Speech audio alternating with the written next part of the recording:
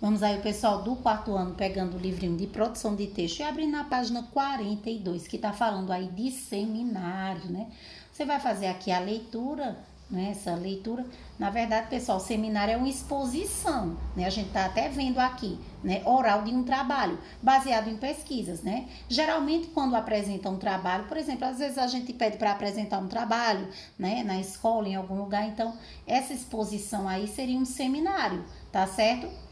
Contudo, é importante entender que o seminário não é apenas a reprodução ali, né, os levantamentos realizados durante as consultas, mas também as interferências, né, o pesquisador faz ali durante o processo, né, de tudo que ele está fazendo. Então, toda pesquisa que ele faz para que ele apresente esse seminário, né, faz parte, né, desse processo aí, né, do seminário, tá certo?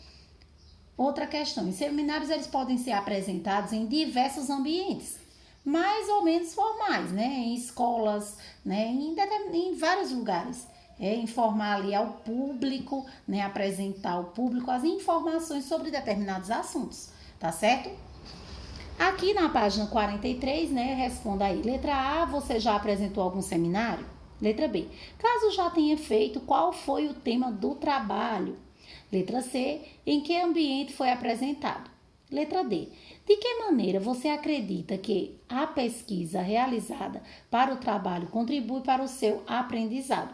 Né? A pesquisa, você faz uma pesquisa para fazer, por exemplo, um seminário ou um trabalho, né? De que maneira essa pesquisa aí, ela contribui aí para o seu aprendizado?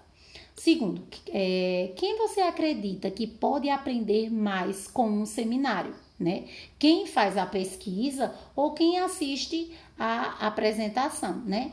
Veja, tá aprendendo ali os dois, na realidade, né? Tanto quem fez a pesquisa, quem tá escutando também vai aprender da mesma forma, né?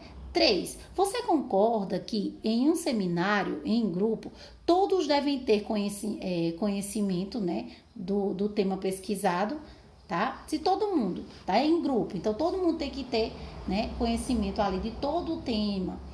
4.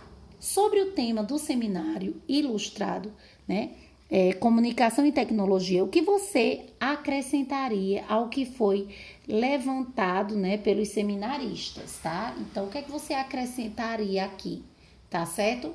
Então, vejam, todas essas respostas aí, pessoal, são respostas pessoais, é aquilo que você entendeu, aquilo que você compreendeu, tá certo? Então, façam aí bem direitinho.